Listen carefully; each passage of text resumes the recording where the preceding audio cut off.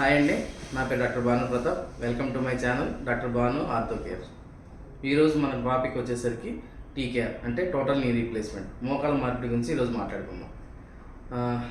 అసలు ముందు మోకాల మార్పిడి అంటే ఏంటి? సో మనకి చూసినట్టయితే ఇది మన నమూనా అంటే మోకాలకు సంబంధించి ఇది మనకి నార్మల్గా ఉండే జాయింట్ అనమాట. సో ఇందులో ఏంటంటే బ్లూ కలర్ కనిపించేదాన్ని మనం కార్టిలేజ్ అంటాం.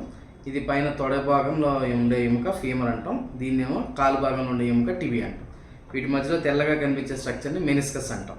సో ఇవి అర్ధచంద్రాకారంలో ఉంటాయి. మన మామూలు జాయింట్లు ఏంటంటే ఈ కార్టిలేజ్ ఈ మెనిస్కస్ సపోర్ట్ వల్ల మనకి మూవ్మెంట్ అనేది ఫ్రీగా జరుగుతుంటుంది. సో ఇప్పుడు మనం టీకేఆర్ అంటే ఏంటి, టోటల్ నీ రీప్లేస్మెంట్ ఎవరిలో చేస్తాం, ఏ పేషెంట్కి టీకేఆర్ అవసరం పడుతుంది. సో ఇవి ఇలా ఇందాక చూపిస్తున్నట్టున్న జాయింట్ కాస్త వయసు గడిచే కొద్దీ ఏమవుతుందంటే ఆ కార్టిలేజ్ పదార్థం గుజ్జు పట్టే పదార్థం ఏదైతే ఉందో అది అరుగుదలకు లోనవుతుంది.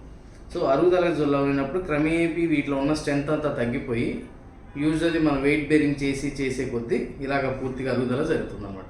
సో అలాంటి సినారియోలో మనం ఏమేం చేస్తాం, ఇప్పుడు ఇందాక చూపించినట్టు ఈ పై భాగం ముక్క కట్ చేసి ఇది ఫీమర్ పార్ట్లో రీప్లేస్ చేస్తాం. అలాగే కింద ఈ పార్ట్ బోన్ కట్ చేసేసి టిబియా పార్ట్లో రీప్లేస్ చేస్తాం. మధ్యలో పాలీ అంటాం, తెల్ల పదార్థాలు మన ఫేర్. So it we're making it as an artificial knee అనమాట. సో ఈ ప్రక్రియనే మనం టోటల్ నీ రీప్లేస్మెంట్ అంటాం. సో ఎవరెవరికి చేస్తాం టీకేఆర్ అనేది?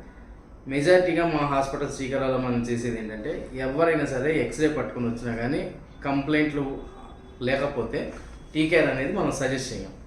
సో ఏ పేషెంట్స్లో టీకేఆర్ చేయాలి, మనకి మెయిన్గా ఏ పేషెంట్ అయితే కనీసం 10 అడుగులు కూడా వేయలేకపోతున్నారు, తన పని తానంతట తను చేసుకోవడానికి కూడా ఇబ్బంది పడుతున్నారు, ఇలాంటి పేషెంట్లకు మాత్రమే మనం నీ రీప్లేస్మెంట్ అనేది సజెస్ట్ చేస్తాం. సో ఇప్పుడు అందరికీ చేస్తారా సార్ మీరు అనేది it's a big blunder and పెద్ద అపోహ. పేషెంట్ మోకాలు నొప్పితో వచ్చిన ప్రతి ఒక్కరికి మనం ఆపరేషన్ అనేది చెయ్యం.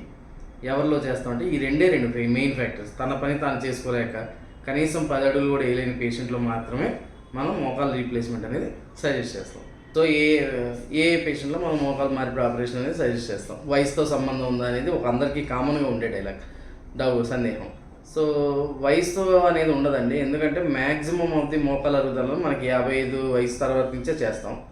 బట్ ఈ మధ్యకాలంలో అపార్ట్ ఫ్రమ్ మన ఫుడ్ ఇష్యూస్ వల్ల కానీ, ఓవర్ వెయిట్ వల్ల కానీ, ఒబేసిటీ కానీ, షుగర్, డయాబెటీస్, హార్మోనల్ ఇంబ్యాలెన్స్ వల్ల కానీ తక్కువ వయసు లైక్ 45-50 ఇయర్స్ వాళ్ళకి కూడా మనకి అరుగుదల అనేది ఈ మధ్య చూస్తున్నాం.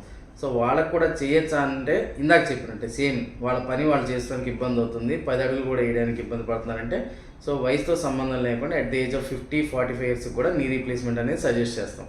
సో ఫిజికల్ నీడే కాకుండా ఇంకెవరికైనా ఉంటాయా అండి అంటే లైక్ కీళ్ళవాతం ఉన్న పేషెంట్స్ అంటే రొమటైడ్ ఆర్థరైటిస్ వాళ్ళలో కానీ, యాంకలైజింగ్స్ ఉన్న కానీ, ఎప్పుడైనా టీబీ వల్ల పోస్ట్ టీబీ నీ పాడైపోయిన వాళ్ళు కానీ రీప్లేస్మెంట్ అవసరం పడితే వాళ్ళు కూడా చేస్తాం. సో మోకాల మార్పిడికి వయసు అనేది ఒక పరిమిత లెవెల్ అనేది ఎవరికీ ఉండదు, అరుగుదలను బట్టి మీ కండిషన్ బట్టి మాత్రమే డిసైడ్ చేస్తాం. సో దానికి తగ్గట్టుగా ఉన్న హై క్వాలిటీ ఇంప్లాంట్స్ అనేది వాడటం జరుగుతుందండి. అందరికీ ఇంకో ఉన్న ప్రశ్న ఏంటంటే నీ రీప్లేస్మెంట్ ఫెయిల్యూర్స్ రేట్ ఎక్కువ ఉంటాయని. నీ రీప్లేస్మెంట్ యాసెట్స్ ఎప్పుడు ఫెయిల్యూర్ రేట్ ఉండదండి. నీ రీప్లేస్మెంట్లో ఉండే రెండు ఒకటి బ్యాడ్గా మనం అనుకునేట్టయితే, ఒకటి ఆపరేషన్ పరంగా ఎవరికైనా సరే ఇట్స్ ఎ సక్సెస్ రేట్ 25% మాత్రమే డాక్టర్ చేతిలో ఉంటుంది. మిగతా 75% అనేది పేషెంట్ తను చేసుకునే ఫిజియోథెరపీ మీద ఆధారపడుతుంది. సో ఫిజియోథెరపీ అంటే ఏమీ ఉండదు, ఒక చిన్న ఎక్సర్సైజ్ ఉంటుంది. మోకాలు చాపుకొని గాల్లో పెట్టడం 15 సెకండ్లు పెట్టి 15 సెకండ్లు పెట్టిన తర్వాత దాన్ని మళ్ళీ ముడుచుకొని చాపడం, ఇలాంటివి ఉంటాయి. అలాగే నిదానంగా నడిపించడం లాంటివి చేయిస్తాం. సో 1 మంత్ కొంచెం ఇబ్బంది అయితే పడడం జనాల్లో కామనే ఉంటుందండి, అందరికైనా సరే. ఆ 1 మంత్ ఇబ్బందిని దాటుకొని చేయగలిగితే ఆటోమేటిక్గా నీ రీప్లేస్మెంట్ అనేది సక్సెస్ అవుతుంది. అండ్ చాలామందికి ఉన్న ఇంకోటి ఏంటంటే ఇన్ఫెక్షన్స్ వస్తాయంటారు. వస్తాయండి, అది లేదు అని మాత్రం ఎవరికి చెప్పం. బట్ 10,000లోనో 1,00,000లోనో ఒకరికి ఇద్దరికి వస్తాయి. సో మనం ఆ 10,000 మందిలో 1-2 ఆలోచించుకుంటే ఇంక ఈ రీప్లేస్మెంట్ అనే దానికి అర్థం ఉండదు. So success rate is 98% success rate ఉన్న సర్జరీ ఈ నీ రీప్లేస్మెంట్.